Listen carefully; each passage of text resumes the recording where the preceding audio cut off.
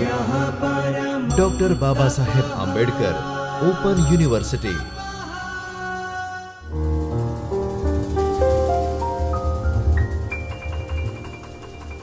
नमस्कार विद्यार्थी मित्रों, डॉक्टर बाबा साहब आंबेडकर ओपन यूनिवर्सिटी के चैतन्य स्टूडियो से मैं Shyam Murali Manohar Pandey, assistant professor political science, आप सभी का हार्दिक स्वागत एवं अभिनंदन करता हूं। विद्यार्थी मित्रों, आज हम चर्चा करेंगे पेपर 9 दक्षिण एशियामा सरकार अने राजनीति, ब्लॉक 4 और यूनिट 11 है। और आज का टॉपिक है बांग्लादेश ની उत्पत्ति અને બંધારણીય विकास। इसके पहले हिस्से के साथ हम बांग्लादेश ની उत्पत्ति અને બંધારણીय विकास का चर्चा करेंगे। रूपरेखा। जब हम इस इकाई को पढ़ रहे हैं तो इस इकाई का उद्देश्य क्या है? परिचय, बांग्लादेश का उद्भव, सांस्कृतिक शोषण, भाषा के लिए जो वहाँ आंदोलन हुआ, 1954 का चुनाव और परिणाम। आज के इस लेक्चर में हम इन बातों पर चर्चा करेंगे। तो सबसे पहले इस अध्याय का उद्देश्य, यह इकाई बांग्लादेश के उद्भव और शासन पद्धति के बारे में है कि बांग्लादेश एज ए नेशन कैसे इमर्ज होता है और वहाँ शासन व्यवस्था क्या है, शासन करने की पद्धति क्या है, वहाँ का जो एडमिनिस्ट्रेटिव सिस्टम है वो कैसा है, इसके बारे में हम जानकारी रखेंगे। पाकिस्तान के बंटवारे का कारण क्या है, इसका चर्चा करेंगे। बांग्लादेश के राष्ट्रीय आंदोलन और उसका जो एक इतिहास रहा है बांग्लादेश के बनने में, इस पर हम चर्चा करेंगे। बांग्लादेश के शासन पद्धति के बारे में, वहाँ के आम लोगों की उम्मीदें क्या रही हैं, इसके बारे में भी हम चर्चा करेंगे। इस इकाई का परिचय जब हम देखते हैं तो बांग्लादेश का जो आधिकारिक नाम है वह पीपल्स रिपब्लिक ऑफ बांग्लादेश है। बांग्लादेश दक्षिण एशिया का एक देश है जिसका क्षेत्रफल 1,47,570 वर्ग किलोमीटर। इसकी जो सीमाएं हैं वह भारत के पश्चिम बंगाल, मेघालय, असम, त्रिपुरा और मिजोरम जैसे राज्यों के साथ लगती हैं और म्यांमार से भी इसकी सीमा साझा होती है।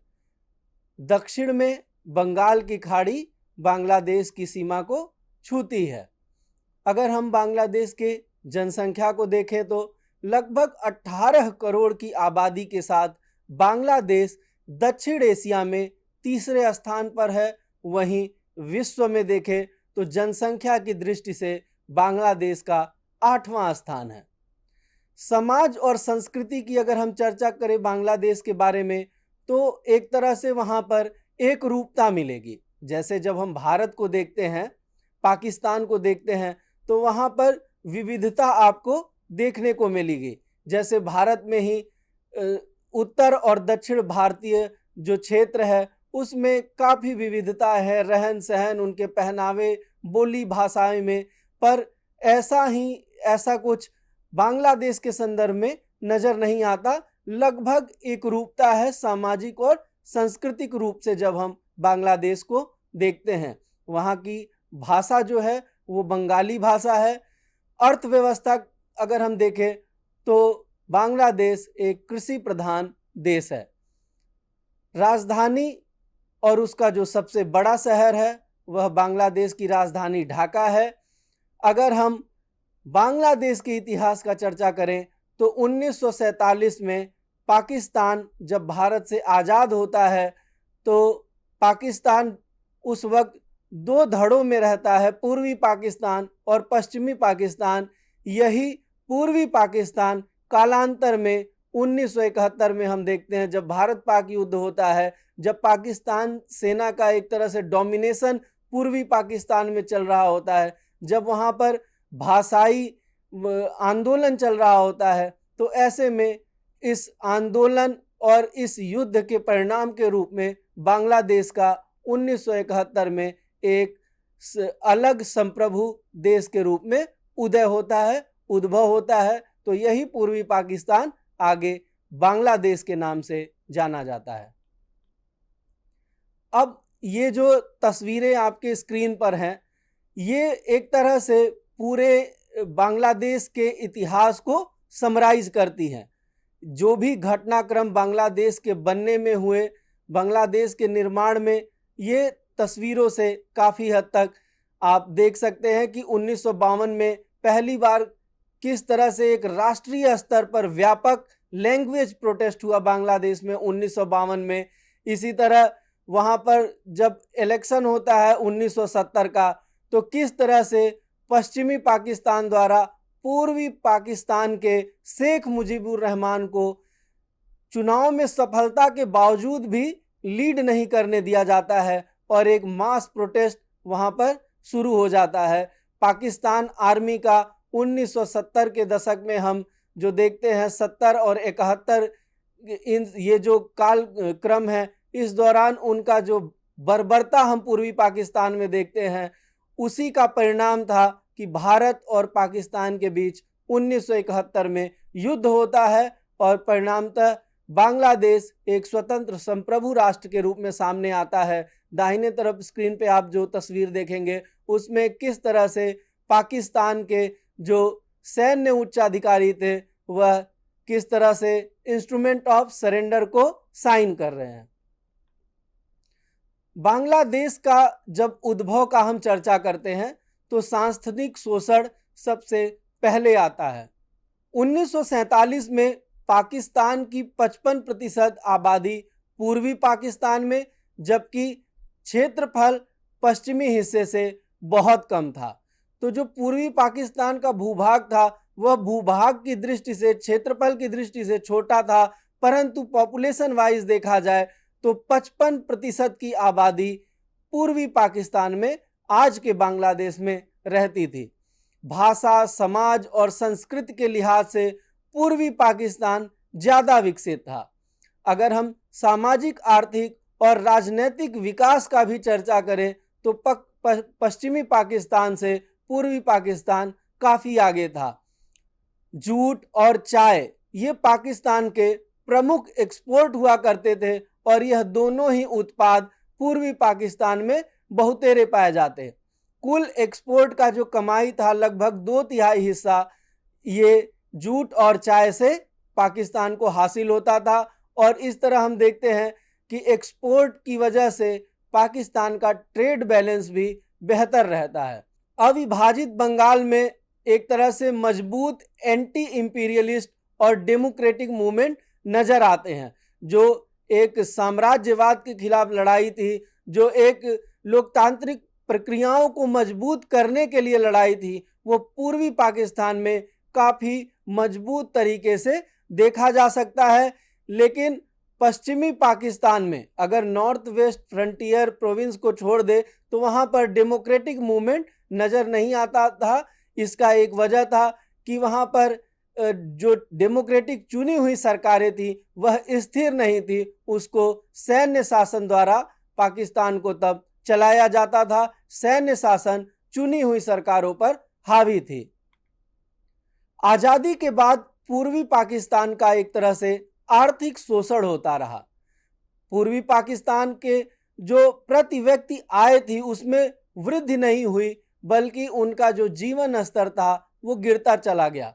औद्योगिकरण भी जो था वो बहुत सीमित और इस तरह से किया गया जिसमें ज़्यादा लाभ पश्चिमी पाकिस्तानी जो मालिक थे उनको पहुंचाया गया। उद्योग केवल कच्चा माल निकालने और उसके प्रोसेसिंग तक ही सीमित रह गए थे।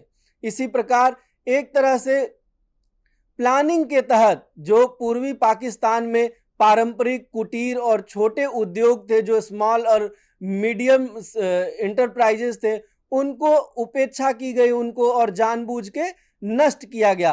तो एक तरह से संस्थागत तरीके से पूर्वी पाकिस्तान को आर्थिक कमजोर बनाया जाता रहा, जिससे कि उसकी निर्भरता पश्चिमी पाकिस्तान पर होती चली जाए। और इसका नतीजा भी यही होता है कि पूर्वी पाकिस्तान पश्चिमी पाकिस्तान से कपड़ा आयात करना शुरू कर देता है। अब हम चर्चा करें राजनीतिक व संरचनात्मक असमानता की, तो मुस्लिम लीग की जो सफलता है उसमें बंगाल की निर्णायक भूमिका रही। लेकिन आज़ादी के बाद केंद्र की जो सत्ता थी वह हमेशा से पश्चिमी पाकिस्तान के हाथों में केंद्रित रही।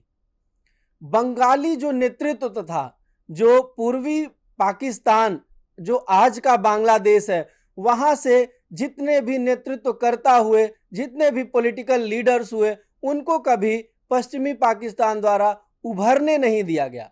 जो ब्यूरोक्रेसी थी पाकिस्तान की, जो नौकरशाही थी, जो वहां की सेना थी, उसमें पूर्वी पाकिस्तान की नगण्य हिस्सेदारी थी, जिसको नेग्लिजिबल भी कहा जा सकता है। पब्लिक इन्वेस्टमेंट बहुत कम था। सरकारी उद्योग जो पश्चिमी पाकिस्तान के कैपिटलिस्ट थे, उद्योगपति थे, उन्होंने खरीद रखे थे। एक्सचेंज रेट नीति से ईस्ट पाकिस्तान की जो कमाई थी उसको वेस्ट पाकिस्तान में पहुंचाया गया, तो पूर्वी पाकिस्तान से जो कमाई करते थे उसको पश्चिमी पाकिस्तान को ट्रांसफर कर दिया जाता था। और इसका निष्कर्ष यही कहा जा सकता है कि एक तरह से पश्चिमी पाकिस्तान जो केंद्र की सत्ता में काबिज रही, उन्होंने संस्थागत और तरीके से पूर्वी पाकिस्तान का दोहन किया, आर्थिक शोषण किया, ईस्ट पाकिस्तान को वेस्ट पाकिस्तान का एक तरह से रिजर्व्ड मार्केट बना दिया। ईस्ट पाकिस्तान केवल बाजार मात्र बनकर रह गया। अब हम देखते हैं कि जब पॉलिटिकली रूप से इतनी असमानता थी, ईस्ट पाकिस्तान के लोगों को पश्चिमी पाकिस्तान में उनका कोई से नहीं था, उनकी एक तरह से रिप्रेजेंटेटिव कोई नहीं था, तो ऐसे में पूर्वी पाकिस्तान में एक असंतोष बढ़ता है और भाषा के लिए जो वहाँ आंदोलन चलता है वह एक इसकी पहली कड़ी थी। मुस्लिम लीग हालांकि एक तरह से देखा जाए तो लोकतांत्रिक संगठन नहीं थी, फिर भी बंगाली मुसलमान लोकतंत्र और साम्राज्यवाद विरोधी आंदोलनों में उसके साथ सक्रिय रूप से हिस्सा लिए। परंतु जो बंगाल प्रांतीय मुस्लिम लीग थी वो प्रगतिशील सामाजिक आर्थिक सुधारों और बंगाल की स्वायत्ता में विश्वास रखती थी।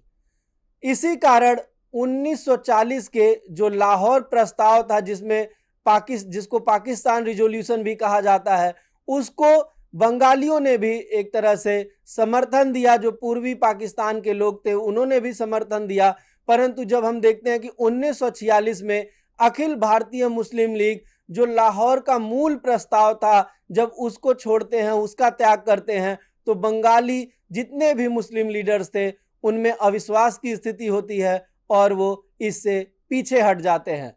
परिणाम स्वरूप 1947 में एक आज़ादी लीग की स्थापना होती है। 1947 के सितंबर में ही गणतांत्रिक युवा लीग की भी स्थापना होती है। तो इस प्रकार देखा जाए तो बंगाल में एक प्रभुत्वशाली सोच जो रहती है, प्रगतिशील, धर्मनिरपेक्ष और लोकतांत्रिक विकास में साझेदारी को साथ लेके चलने वाली एक तरह से विचार पूर्वी पाकिस्तान की होती है। 1954 का चुनाव और परिणाम। अब हम भाषा का जो आंदोलन हुआ तो उसके बाद 1954 में पाकिस्तान में असेंबली इलेक्शन होता है पूर्वी पाकिस्तान में, और उसका परिणाम क्या होता है यह हम चर्चा करते हैं। तो जो 1954 का पूर्वी पाकिस्तान में जो असेंबली इलेक्शन हुआ उसमें मुस्लिम लीग की एक तरह से करारी हार होती है, और जो गैर बंगाली क्षेत्र थे, जो बांग्ला भाषी क्षेत्र थे, उसमें भी केवल 9 सीटें ही मुस्लिम लीग को मिलती हैं।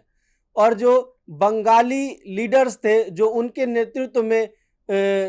नेतृत्व की जो पार्टीज थी, उसमें संयुक्त मोर्चा का गठन होता है और उनकी सरकार बनती है।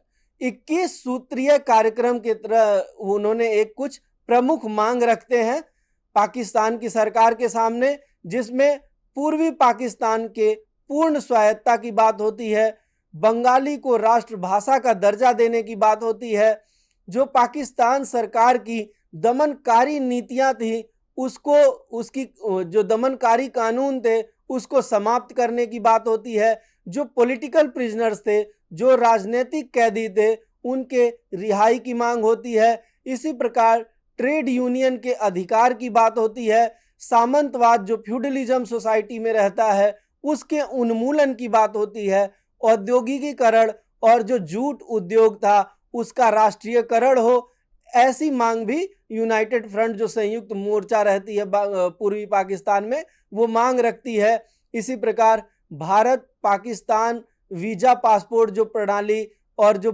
व्यापार प्रतिबंध रहता है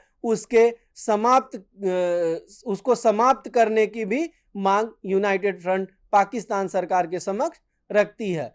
अप्रैल 1954 में हम देखते हैं कि यूएफ सरकार का गठन होता है जो संयुक्त मोर्चा थी, और इसके प्रतिक्रिया के स्वरूप चूंकि मुस्लिम लीग की सरकार नहीं बनी तो वहां पर सांप्रदायिक दंगे और कानून व्यवस्था का जो एक तरह से एक्सक्यूज दिया गया, बहाना दिया गया, और इसी को आधार बनाते हुए जो पाकिस्तान में सरकार थी, जो केंद्र की सरकार थी, वो यूनाइटेड फ्रंट सरकार को पूर्वी पाकिस्तान से बर्खास्त कर देती है और गवर्नर शासन के साथ साथ एक तरह से गवर्नर शासन के आड़ में सैन्य शासन वहां पर थोप दिया जाता है।